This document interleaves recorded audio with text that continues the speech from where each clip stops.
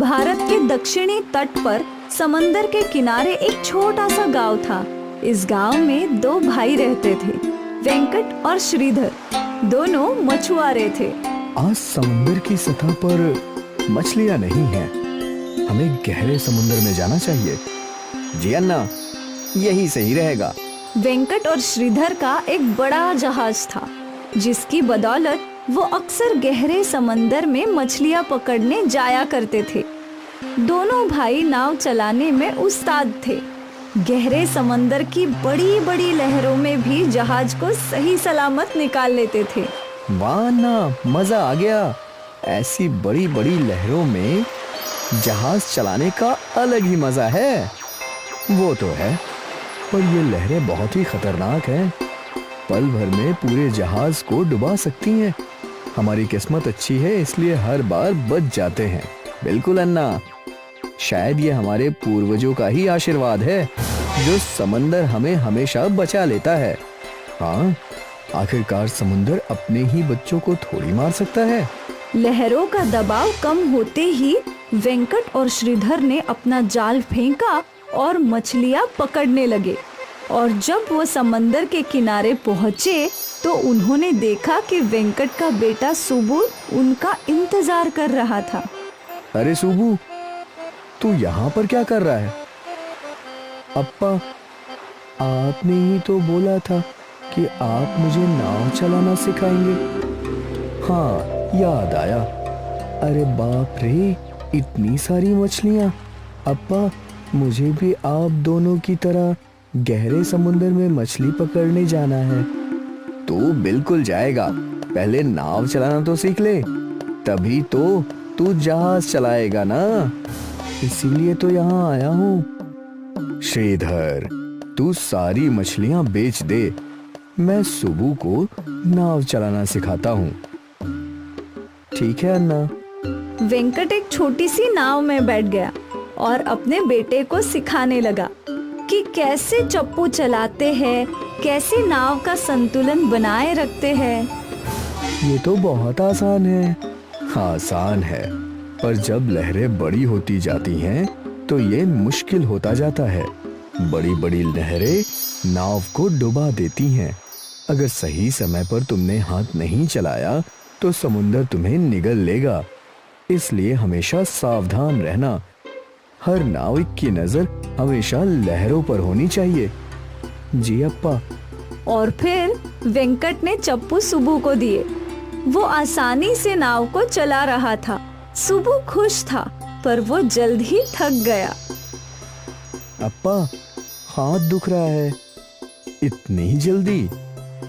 कोई नहीं, चल। सुबू और वेंकट ने नाव किनारे बांधी और घर की ओर चल पड़े। अरे आ गया सुब्बू। कैसा लगा नाव चलाकर? बहुत अच्छा, पर मेरे हाथ बहुत दुख रहे हैं।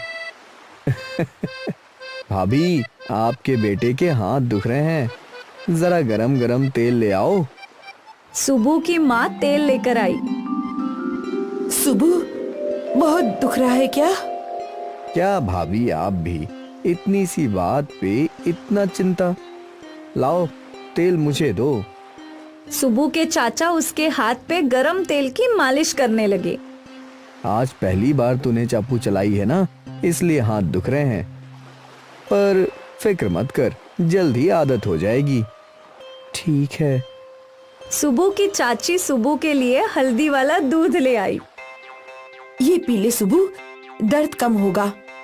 सुबू का पूरा परिवार उसकी सेवा में डूबा था। अगले दिन भी सुबू नाव सीखने गया। इस बार उसके पिताजी उसे थोड़े गहरे समंदर में ले गए।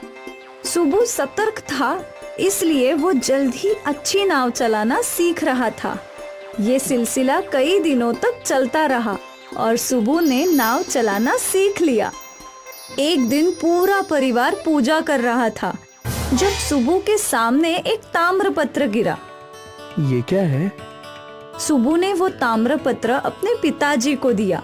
ये ताम्रपात्र है, पर ये भाषा मुझे नहीं समझती। अन्ना, मैं बगल वाले स्वामी जी को बुला के लाता हूँ। ठीक है। श्रीधर स्वामी जी को वहां बुला लाया। वेंकट ने वो ताम्रपत्र स्वामी जी को दिखाया। इसमें क्या लिखा है? स्वामी जी ने वो ताम्रपत्र देखा और उनकी आंखें बड़ी हो गई। इस ताम्रपात्र में कुबेर के खजाने का रास्ता लिखा है। क्या? कुबेर का खजाना? हाँ, हमारी जगह से दक्षिण दिशा में जाते हुए तुम्हें बड़ी बड़ी लहरें मिलेंगी। उन लहरों को पार करके तुम्हें वो द्वीप दिखेगा। इस द्वीप पर एक द्वीप राक्षस होगा, बस वही तुम्हें कुबेर के खजाने तक पहुंचा सकता है। कुबेर तो स्वर्ण के भगवान है ना, उनका खजाना तो सोने से भरा होगा ना। हाँ, ये दुनिया का सबसे बड़ा खजाना होगा, पर इस तक पहुंचना इतना आसान नहीं होगा। ये ताम्रपात्र हमें मिला है, इसका कोई तो मतलब होगा ही। हमें कुबेर के खजाने को खोजने की कोशिश करनी चाहिए। पर यह खतरनाक हो सकता है। गहरे समुद्र की बड़ी बड़ी लहरों का भी सामना करना होगा। तुम उसकी चिंता मत करो, हमने कई बार उन लहरों का सामना किया है। श्रीधर, मुझे लगता है हम दोनों कुबेर का खजाना जरूर ढूंढ लेंगे। जी अन्ना। और तय हो गया कि वेंकट और श्रीधर कुबेर के खजाने की खोज में जाएंगे। कुछ दिनों बाद वेंकट और श्रीधर अपने कुछ साथियों के साथ निकल पड़े कुबेर के खजाने की खोज में। श्रीधर, आगे ऊंची ऊंची लहरें हैं। जी अन्ना। वेंकट और श्रीधर ने मिलकर ऊंची ऊंची लहरों का सामना किया और बड़ी ही सूझबूझ से जहाज को सही सलामत पार करवा लिया। गहरा समंदर तो पार हो गया, पर वो द्वीप कहाँ है? श्रीधर को दूर से रोशनी दिखाई दे रही थी। शायद उस दिशा में। जहाज को रोशनी की दिशा में मोड़ दिया और कुछ ही घंटों में वो द्वीप के नजदीक आ पहुंचे। दोनों खुशी खुशी द्वीप पार उतरे। वो ताम्रपात्र बिल्कुल सही था। गहरे समुद्र से कुछ ही दूरी पे ये द्वीप है। अब हमें इस द्वीप के राक्षस से बात करनी होगी। दोनों यहाँ वहाँ देखने लगे, तभी एक बूढ़ा आदमी जो दिखने में अलग था उसके पास आया। कौन हो तुम लोग और यहाँ क्यों आए हो? हम मछुआरे हैं और हमें हमारे घर में एक ताम्रपात्र मिला है, जिसकी मदद से हम इस द्वीप तक पहुंचे हैं कुबेर का खजाना ढूंढने के लिए। क्या करोगे तुम उस कुबेर के खजाने का? क्या करेंगे मतलब क्या? हम अमीर बन जाएंगे। दुनिया का सबसे बड़ा खजाना जिसके पास होगा वो दुनिया का सबसे अमीर इंसान बनेगा ना। वो बूढ़ा आदमी गायब हो गया। ये कहाँ गया? बस इसे ही खजाने का रास्ता पता है। अन्ना, ये द्वीप बहुत छोटा है, हमें खजाना मिल ही जाएगा। हम खुद ही ढूंढ लेते हैं। ठीक है। वेंकट, श्रीधर और उनके सहायक खजाने की खोज में जुट गए। श्रीधर को एक गड्ढा मिला। लगता है यहाँ पहले किसी ने खुदाई की है, हमें यहीं खोदना चाहिए। ठीक है। सब मिलकर गड्ढा खोदने लगे। कुछ ही घंटों में गड्ढा बड़ा हो गया, इतना बड़ा कि सभी लोग उसके अंदर समा गए। वो लोग खुदाई करके थक गए थे और आराम करने बैठे। तभी उन्हें हंसने की आवाज आई और उन्हें वो बूढ़ा आदमी दिखा। उस बूढ़े आदमी के इशारे पे वो गड्ढा ऊपर से बंद होने लगा। नहीं। बूढ़े आदमी ने उन सबको उस गड्ढे में कैद कर लिया। महीने बीत गए। वेंकट का परिवार चिंता में था। ये दोनों कब लौटेंगे? कहीं इनके साथ कुछ हादसा न हो गया हो। ऐसी बातें मत कर। संध्या और अपर्णा दोनों रो रहे थे। सुबु भी परेशान था। अम्मा, मैं अप्पा को, काका को ढूंढ के ले आऊंगा। लेकिन तू गहरे समुंदर को कैसे पार करेगा? अप्पा ने मुझे गहरे समंदर में नाव चलाना सिखाया है। मैं उन्हें जरूर ढूंढ कर लाऊंगा। सुबू ने अपनी अम्मा और काकी का आशीर्वाद लिया और निकल पड़ा अपने पापा और काका की खोज में। सुबू अपनी छोटी सी नाव में चप्पू मारते मारते गहरे समंदर में पहुंचा।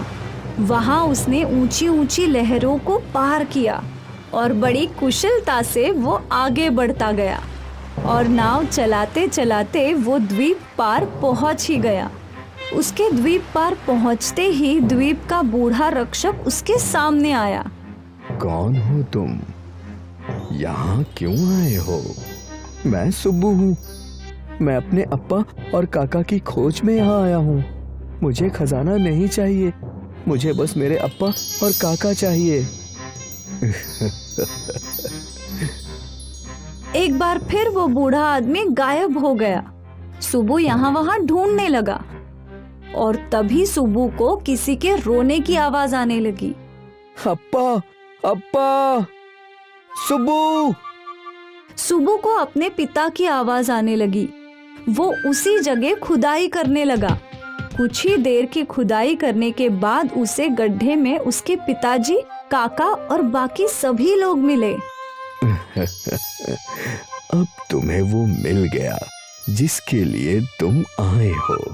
हाँ, आप इन्हें छोड़ दीजिए, मैं यहाँ से चला जाऊंगा। बूढ़े आदमी ने सारे लोगों को गड्ढे से बाहर निकाला। क्या तुम्हें सच में खजाना नहीं चाहिए? नहीं, मैं तुम जैसी ही किसी इंसान की खोज में था। कुबेर का ये खजाना तुम्हारा है। इस खजाने से सभी का भला करना। बूढ़ा रखवाला गायब हो गया और सुबू और सबके सामने सोने का खजाना आ गया। सोने के सिक्के, गहने, बर्तन। खजाना देखकर वेंकट और श्रीधर के साथ बाकी लोग भी खुश हो गए। वो ताम्रपत्र सुबू के हाथ में गिरा था और वो खजाना भी उसे ही मिला। कुबेर के खजाने ने अपने सही हकदार को खुद ही ढूंढ लिया।